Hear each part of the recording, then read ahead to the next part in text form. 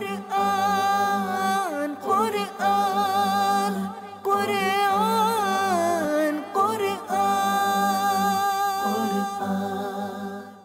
الحمد لله رب العالمين والصلاة والسلام على سيد المرسلين أما بعد فأعوذ بالله من الشيطان الرجيم بسم الله الرحمن الرحيم الصلاة والسلام عليك يا رسول الله وعلى آلك وأصحابك يا حبيب الله الصلاة والسلام عليك يا نبي الله وعلى آلك وأصحابك يا نور الله প্রিয় মাদানী চ্যানেল দর্শকবৃন্দ, উপস্থিত হয়েছি মাদানী চ্যানেল বাংলা এর অনুষ্ঠান কোরআনের পায়গাম অনুবাদ এবং তাফসীর নিয়ে।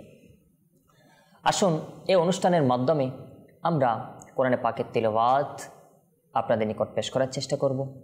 আপনারা মনোযোগ সহকারে শ্রবণ করার চেষ্টা করবেন আর তার সাথে সাথে তার অনুবাদ এবং ব্যাখ্যা আপনাদের নিকট পেশ করার চেষ্টা করব। প্রথমে একটি দরুদে পাক এর ফজিলত শ্রবণ করে নিই। আমার রাসূল সাল্লাল্লাহু তাআলা আলাইহি ওয়া সাল্লাম বলেন, যায়িনু মাজালিসাকুম বিসসালাতি আলাইয়া ফাইন্না সালাতাকুম আলাইয়া নূরুল লাকুম ইয়াউমাল কিয়ামাহ।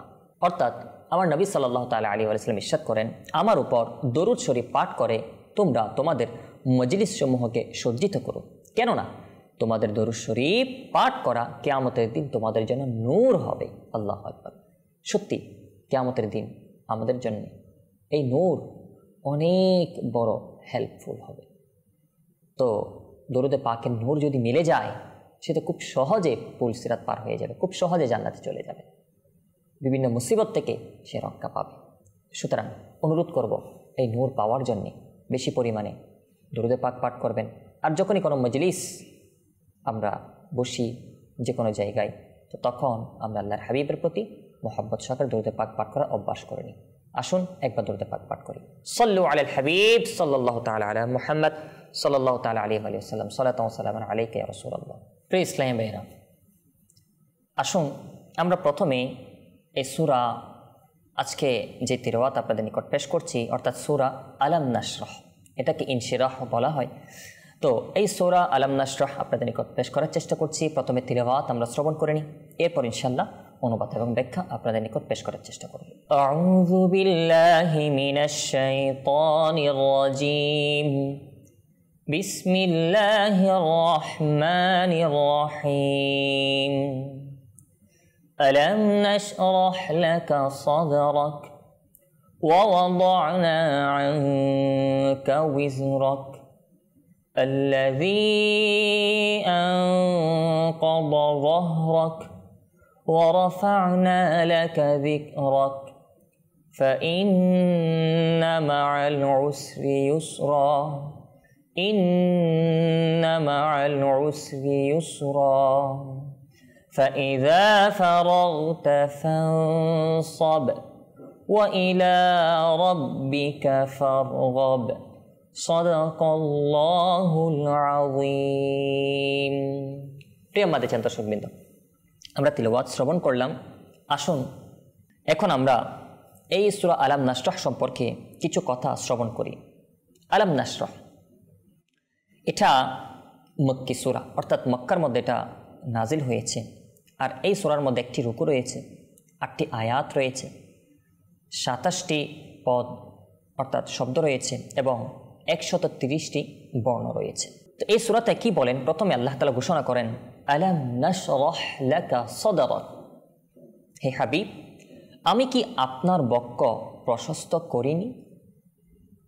অর্থাৎ আমি আপনার বক্ষস্থলকে প্রশস্ত ও বিস্তৃত করেছি হিদায়াত, মারফত, উপদেশ, নবুয়ত এবং জ্ঞান বিজ্ঞানের জন্য। এমনকি দৃশ্য ও অদৃশ্য জগৎ এর প্রশস্ততার মধ্যে সংকুলান হয়ে গিয়েছে। আর শারীরিক প্রতিবন্ধকতাসমূহ আত্মিক আলোক বিকিরণের জন্য অন্তরায় হতে পারেনি এবং খোদা প্রদত্ত জ্ঞান অর্থাৎ ইলমে লাদুন্নি, আল্লাহর হিকমত সমূহ, প্রতিপালকের পরিচয় এবং পরম করুণাময়ের হাকিকত সমূহ পবিত্র বক্কে বিকশিত হয়েছে। আর প্রকাশ্য শরহে সদর, বক্ক মোবারকের সম্প্রসারণ ও এটাও অর্থাৎ বক্ক বিদীর্ণ যেটা, এটাও বারবার হয়েছে। এটা আল্লাহ রাসূলের যেমন বাল্যকালে, ওহী নাজিল হবার প্রাথমিক যুগে এবং মেরাজের রাতে এটা এভাবে অনেকবার হয়েছে।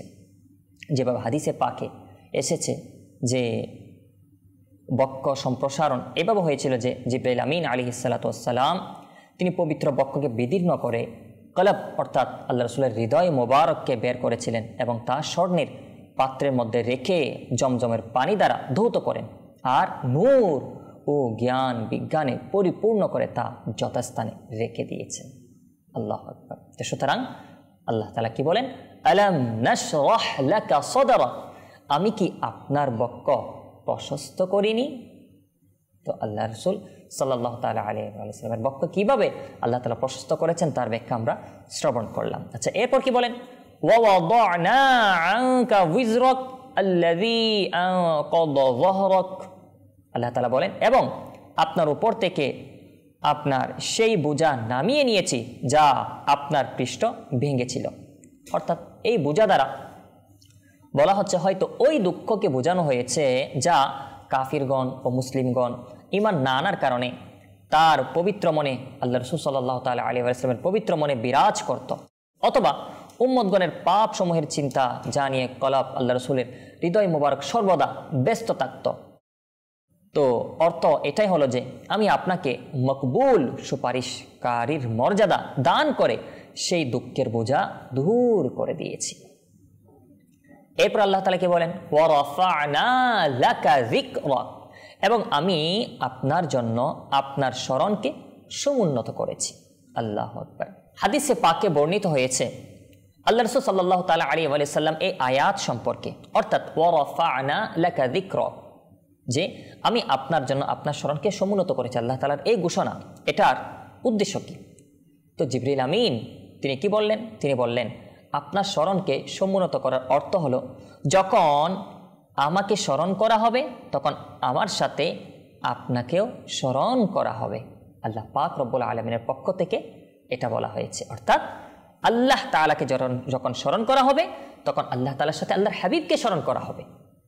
হযরত ইবনে আব্বাস রাদিয়াল্লাহু তাআলা আনহু তিনি বলেন যে এর অর্থ হলো এটা আজানে বলেন, তাকবীরে বলেন, তাশাহুদে বলেন, মিম্বর সমূহে বলেন, খুতবা সমূহের মধ্যে বলেন, যেখানেই বলেন না কেন, সুতরাং যদি কেউ আল্লাহ তাআলার ইবাদত করে আর প্রত্যেক কথায় তার সত্যতা স্বীকার করে কিন্তু আমার রাসূল সাল্লাল্লাহু তাআলা আলাইহি ওয়া সাল্লামের সত্যতা যদি স্বীকার না করে তাহলে তার ঈমান পরিপূর্ণ নয়। আল্লাহ তাআলার সাথে আল্লাহ তাআলার হাবিব আমাদের নবী সাল্লাল্লাহু তাআলা আলাইহি ওয়া সাল্লামের রিসালাতের সাক্ষ্য দিতে হবে এবং আল্লাহ রাসূলকে সেভাবে মানতে হবে, আর না হয় তার সব কিছু নিষ্ফল হয়ে যাবে, তার আমলও নিষ্ফল হয়ে যাবে আর সে পরিপূর্ণ ঈমানদার হতে পারবে না। কারণ ঈমান এটা এমন একটা বিষয়, আল্লাহ তাআলার উপরও ঈমান আনতে হবে, আল্লাহ রাসূলের উপরও পরিপূর্ণ ঈমান আনতে হবে এবং সাথে সাথে আরও যা কিছু রয়েছে কিতাব ইত্যাদি যেগুলোর উপর ঈমান আনা আবশ্যক, এগুলোর প্রত্যেক কিছুর উপর ঈমান আনতে হবে। এই আয়াতের মধ্যে স্মরণের কথা যেটা বলা হয়েছে, তো এই স্মরণ এটা কি আল্লাহ তাআলার স্মরণ যখন করা হয় আল্লাহর হাবিবের এরও স্মরণ করা হবে। আল্লাহু আকবার। হযরত কাতাদা রাদিয়াল্লাহু তাআলা আনহু বলেন আল্লাহ তাআলা আল্লাহর হাবিব সাল্লাল্লাহু তাআলা আলাইহি ওয়া সাল্লামের স্মরণকে দুনিয়া এবং আখিরাতে অনেক উচ্চ মর্যাদা দিয়েছেন। যেমন কি প্রত্যেক বক্তা বলেন, প্রত্যেক তাশাহুদ পাঠকারী বলেন, কিভাবে পাঠ করে, আশহাদু আল্লা ইলাহা ইল্লাল্লাহু ওয়া আশহাদু আন্না মুহাম্মাদান আবদুহু ওয়া রাসূলুহু, এটা বলে। তো অর্থাৎ আল্লাহ তাআলার জিকিরের সাথে আল্লাহর হাবিবের জিকির এটা আল্লাহ তাআলা করে দিয়েছেন। আবার অনেক মুফাসসিরিন কেরামগণ এটাও বলেন যে আপনার স্মরণের উচ্চ মর্যাদা হচ্ছে আল্লাহ তাআলা সম্মানিত নবীগণ আলাইহিমুস সালাতু ওয়াস সালাম থেকে তার অর্থাৎ আল্লাহর হাবিব সাল্লাল্লাহু তাআলা আলাইহি ওয়া সাল্লামের উপর ঈমান আনার জন্য ওয়াদা নিয়েছেন। সমস্ত নবীগণ থেকে আল্লাহর হাবিবের উপর ঈমান আনার জন্য এটা ওয়াদা নিয়েছেন। তো এটাও আল্লাহর হাবিব সাল্লাল্লাহু তাআলা আলাইহি ওয়া সাল্লামের স্মরণের একটা উচ্চ মর্যাদার বিষয় এর মধ্যে রয়েছে। আচ্ছা, এরপর কি বলা হচ্ছে? এরপর বলা হচ্ছে ফা ইন্না মাআল উসরি ইউসরা, ইন্না মাআল উসরি ইউসরা, সুতরাং নিশ্চয়ই কষ্টের সাথে স্বস্তি রয়েছে, নিশ্চয়ই কষ্টের সাথে স্বস্তি রয়েছে। অর্থাৎ যেই কঠোরতা ও কষ্ট আল্লাহ রাসূল সাল্লাল্লাহু তাআলা আলাইহি ওয়া সাল্লাম অমুসলিমদের পক্ষ থেকে, মুনাফিকদের পক্ষ থেকে তিনি পেয়েছেন, এগুলো সহ্য করেছেন, তো তো এর মাধ্যমে যে আল্লাহ তাআলা আবার আসানি রেখেছে, সহজতা রেখেছে, স্বস্তি রেখেছে, এটা আল্লাহ তাআলা বলেন। অর্থাৎ আমি আপনাকে তাদের উপর বিজয় দান করব। আল্লাহ তাআলা আল্লাহর হাবিবকে তাদের উপর, এই মুসলিম বলেন যারা মুসলমানের শত্রু ছিল তাদের উপর কি বিজয় দান করবেন, এটা আল্লাহ তাআলা এটার মাধ্যমে ঘোষণা করেছিলেন। এরপর আল্লাহ তাআলা কি বলেন? ফাইযা ফারাগতা ফানসব, অতএব যখন আপনি নামাজ থেকে অবসর হবেন তখন দোয়ার মধ্যে পরিশ্রম করুন। অর্থাৎ নামাজ যখন আপনি পড়বেন, নামাজের পর আপনি দোয়ার মধ্যে শামিল হয়ে যান। যেহেতু নামাজের পর দোয়া কবুল হয়ে থাকে, তো এই দোয়া দ্বারা নামাজের শেষ ভাগের দোয়া বোঝানো হয়েছে, যা নামাজের অভ্যন্তরে করা হয়, অথবা ওই দোয়া যা সালাম ফেরানোর পর করা হয়ে থাকে। এরপর বলা হচ্ছে ওয়া ইলা রাব্বিকা ফারগব, এবং আপন প্রতিপালকের প্রতি মনোনিবেশ করুন। অর্থাৎ তারই অনুগ্রহের অন্বেষণকারী থাকুন, তারই উপর ভরসা করুন। প্রিয় মাদেছেন দর্শকবৃন্দ, আমরা আজকে যে সূরা আলাম নাশরাহ শ্রবণ করলাম, দেখুন আপনাদের নিকট এই গত পর্বে সূরা দোহা এবং আজকে সূরা আলাম নাশরাহ এগুলো পেশ করার আরেকটা মাকসাদ হচ্ছে, এই সূরাগুলো আমরা নামাজের মধ্যে অনেক সময় নিজেরা পাঠ করি, আবার অনেক সময় আমাদের ইমামগণ, খতিবগণ মসজিদের মধ্যে তারা পাঠ করে। কিন্তু আফসোসের বিষয়, আমরা তিলাওয়াত তো শুনি কিন্তু তা বুঝি না। তো একটা উদ্দেশ্য এটাও, আমরা এই আয়াতগুলোর অনুবাদ, ব্যাখ্যা কিছুটা আমাদের অন্তরে বসিয়ে নিই। কারণ এগুলো যদি আমাদের অন্তরে বসে যায়, তাহলে যখন ইমাম সাহেব তিলাওয়াত করবেন, আমরা নামাজ পড়ব, তখন তার তৃপ্তি আলাদা হবে। সত্যি কোরআনে পাক যদি আপনি বুঝে পড়েন, আপনি বুঝে বুঝে শুনেন, তাহলে এর ফজিলতই আলাদা। তো এটা একটা অনুরোধ যে আমরা কোরআনে পাকের এরকম যে আয়াতগুলো রয়েছে সেগুলোকে আমরা একটু মনোযোগ সহকারে যখনই এই অনুষ্ঠান হয় তা স্মরণ রাখার, তা শোনার এবং ওগুলো অন্তরে আমরা হিফজ করার আর এগুলো স্মরণ রাখার চেষ্টা করব, যেন নামাজের মধ্যে অথবা অন্যান্য সময় আমরা আল্লাহ তাআলা পাক কালাম যখন তিলাওয়াত করি বা শুনি, আমরা সুন্দরভাবে বুঝতে পারি। তো আজকের সূরা থেকে অবশ্যই অনেক কিছু শিক্ষণীয় বিষয় রয়েছে আমার জন্য, আপনার জন্য। তো এই আয়াতগুলোর মাধ্যমে প্রথমে এটা আমার রাসূলের শান, আলাম নাশরাহ লাকা সাদরাক, আমি কি আপনার বক্ষ প্রশস্ত করিনি? আমার রাসূলের শান কেমন? আমার রাসূলকে আল্লাহ তাআলা এমনভাবে আল্লাহ রাসূলের অন্তরকে, বক্ষকে প্রশস্ত করেছেন যে তার মধ্যে আল্লাহ তাআলা যা কিছু সৃষ্টি করেছেন সব কিছুর জ্ঞান আল্লাহ তাআলা আল্লাহর হাবিবকে দিয়েছেন। এই দুনিয়া সৃষ্টির পূর্বে পরে যা কিছু হয়েছে, হবে, সব কিছু বিষয়ে অবশ্যই আল্লাহ তাআলা আল্লাহর হাবিবকে এই বক্কের মধ্যে জ্ঞান দান করেছেন। তো প্রিয় মাদেছেন দর্শকবৃন্দ, আল্লাহর হাবিবকে আল্লাহ তাআলা কি দেন নাই? সব কিছু আল্লাহর হাবিবকে দিয়েছে। আল্লাহর হাবিব সাল্লাল্লাহু তাআলা আলাইহি ওয়া সাল্লামকে বরং আমরা শুনেছি যে আখিরাতে আল্লাহর হাবিব যতক্ষণ রাজি হবেন না ততক্ষণ পর্যন্ত আল্লাহর হাবিব যেটা চাইবেন সেটা আরও দিবেন। তো আল্লাহর হাবিব সাল্লাল্লাহু তাআলা আলাইহি ওয়া সাল্লামের শান অবশ্যই আমরা বর্ণনা করে কখনো শেষ করতে পারবো না। আল্লাহ রাসূল সাল্লাল্লাহু তাআলা আলাইহি ওয়া সাল্লামের উপর যখন কোনো মুসিবত, কোনো কিছু আসতো, সেটা আল্লাহ তাআলার পক্ষ থেকে সেটা দূর হওয়ার জন্য সে আল্লাহ তাআলা ব্যবস্থা করে দিতেন। সাথে সাথে আল্লাহ তাআলা আল্লাহর হাবিব সাল্লাল্লাহু তাআলা আলাইহি ওয়া সাল্লামের অন্তরে যখন কোনো চিন্তা ইত্যাদি আসতো, সেটাও দূর করার জন্য আল্লাহ তাআলা খুব সুন্দর সুন্দর কালাম আল্লাহর হাবিবকে বলেছেন। এই আয়াতগুলোর মধ্যে যে একটা আয়াত, ওয়া রাফা'না লাকা যিকরাক, হে হাবিব আমি আপনার জন্য আপনার স্মরণকে সমুন্নত করেছি। আল্লাহু আকবার। এটার ব্যাখ্যা এত বেশি যেটা আমরা বর্ণনা করে শেষ করতে পারবো না। আল্লাহ তাআলা স্বয়ং আল্লাহর হাবিবের মর্যাদাকে উন্নত করেছে। তো যেখানে আল্লাহর হাবিবের শানকে আল্লাহ তাআলা নিজেই সমুন্নত করেছেন, চিন্তা করে দেখেন সেই শান কেমন হবে।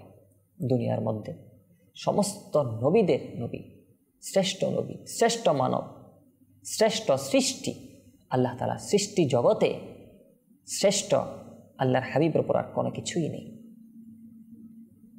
তো যিনি সৃষ্টির মধ্যে শ্রেষ্ঠ, আর মখলুক এবং খালিকের মধ্যে, স্রষ্টা এবং সৃষ্টির মধ্যে যেই সম্পর্ক করার, যে সম্পর্ক হওয়ার একটা মাধ্যম রয়েছে, সেটা হচ্ছে আল্লাহর হাবিব সাল্লাল্লাহু তাআলা আলাইহি ওয়াসাল্লাম। তো ওনার মর্যাদা কেমন, ওনার শান কেমন, এটা যেহেতু আল্লাহ তাআলা ওনার শান বৃদ্ধি করেছেন, আল্লাহ তাআলাই ভালো জানেন। তো কি আল্লাহর হাবিবের শানকে আল্লাহ তাআলা নিজেই কি করেছেন? সমুন্নত করেছেন, বৃদ্ধি করেছেন, উচ্চ মর্যাদায় দিয়েছেন। কিভাবে, কেমন? আমরা যদি দেখি আজানে বলেন, আমাদের নামাজে বলেন, তাশাহুদে বলেন, একামতে বলেন, প্রায় জায়গায় আল্লাহর হাবিব সাল্লাল্লাহু তাআলা আলাইহি ওয়াসাল্লামের জিকির আল্লাহ তাআলার সাথে এসেছে। কোরআনে পাকে অসংখ্য আয়াত এসেছে, হাদিসে পাকেও অসংখ্য জায়গায় এসেছে। তো এক কথায় আমরা এটা বলতে পারি, আল্লাহর হাবিব সাল্লাল্লাহু তাআলা আলাইহি ওয়াসাল্লামের শান, এটা আল্লাহ তাআলা যেহেতু স্বয়ং এটাকে বাড়িয়েছেন, তো এটা আমাদের কল্পনার বাইরে। আচ্ছা, এরপরে ইন্না মাআল উসরি ইউসরা, ইন্না মাআল উসরি ইউসরা, আয়াতগুলোর মাধ্যমে আমরা এটা বুঝতে পারলাম যে যখনই কোনো কষ্ট আসে ধৈর্য ধরা উচিত। কারণ কি? কষ্টের পর অবশ্যই আসানি, সহজতা রয়েছে। অনেক সময় বিভিন্ন মুসিবত আল্লাহ তাআলার পক্ষ থেকে পরীক্ষা হয়, এরপর তার প্রতিদান অবশ্যই থাকে। তো সবর ধরি, তো কষ্ট যখনই হয় এরপর অবশ্যই কি রয়েছে? তার প্রতিদান রয়েছে, আসানি রয়েছে, সহজতা রয়েছে। তো আমরা তখন যেন সবর ধরি। আচ্ছা, এরপর ফাইদা ফারাগতা ফানসাব ওয়া ইলা রাব্বিকা ফারগাব, এই আয়াতগুলোর মাধ্যমে অবশ্যই এটা তো আল্লাহ তাআলা বলেছেন আল্লাহর হাবিবকে যে নামাজ থেকে যখন অবসর হয় তখন দোয়ার মধ্যে শামিল হওয়ার জন্য। তো আমরাও যখন নামাজ পড়ি, তো নামাজের পর আমরাও দোয়া করব। নামাজের পর দোয়া করা এটা অবশ্যই একটা উত্তম আমল। আর আল্লাহ তাআলা ইবাদত, গুলামি, এদিক দিয়ে যেন আমরা মনোযোগ দিই। তো প্রিয় মাদ্রাসার দর্শকবৃন্দ, আজকের যে দরস, আজকের যে কোরআনের পায়গাম আপনাদের নিকট পেশ করেছি, অবশ্যই এর মধ্যে অনেক শিক্ষা রয়েছে। আমি আপনাদের নিকট তার থেকে কিছু বর্ণনা করার চেষ্টা করেছি। অনুরোধ থাকবে এটা, কোরআন পাকের এই ধরনের যা সূরা রয়েছে, যেগুলো আমরা খুব বেশি পাঠ করে থাকি অথবা শুনে থাকি, তো তার অনুবাদ, ব্যাখ্যা এগুলো একটু আমরা ভালো করে বোঝার চেষ্টা করি, এগুলো শুনি আর এগুলো স্মরণ রাখার চেষ্টা করি, যেন আমরা নিজেদের নামাজে অথবা অন্য সময়ে যখনই আল্লাহ তাআলা পাক কালাম শোনার, পড়ার সৌভাগ্য হয়, তখন যেন এর যে একটা তৃপ্তি, আল্লাহ তাআলার কালাম বোঝা, আল্লাহ তাআলার কালাম বুঝে যে একটা অনুভূতি, সেটা যেন আমাদের অন্তরে আমরা পাই। আর এটার মাধ্যমে আল্লাহ তাআলার মহাব্বত আমাদের অন্তরে বৃদ্ধি হবে, আমাদের ঈমান মজবুত হবে, আমল সুন্দর হবে, আল্লাহ তাআলার সাথে সম্পর্ক মজবুত হবে। তো প্রিয় মাদ্রাসার দর্শকবৃন্দ, আমরা আজকে যা শুনলাম তা স্মরণ রাখার চেষ্টা করি আর আমাদের জীবনকে সুন্দর করার চেষ্টা করি। আল্লাহ তাআলার প্রতি ঈমান এবং যা কিছু আমরা আমল করব ইখলাস সহকারে আমরা করার চেষ্টা করি। আজকে এতটুকুই। ইনশাআল্লাহ আজ্জা ওয়া জাল আগামী অনুষ্ঠানে আরেকটি ইনশাআল্লাহ সূরা অথবা কিছু আয়াত নিয়ে আপনাদের নিকট উপস্থিত হব। ততক্ষণ পর্যন্ত ভালো থাকুন, সুস্থ থাকুন। আল্লাহ তাআলা আমাদের সকলকে আল্লাহ তাআলার দরবারে কবুল করুক। আমিন বিজাহিন নবিল আমিন সাল্লাল্লাহু তাআলা আলাইহি ওয়া সাল্লাম। সাল্লু আলাল হাবিব সাল্লাল্লাহু তাআলা আলা মুহাম্মদ সাল্লাল্লাহু তাআলা আলাইহি ওয়া সাল্লাম। সালাতান ওয়া সালামান আলাইকা ইয়া রাসূলুল্লাহ। Quran, Quran.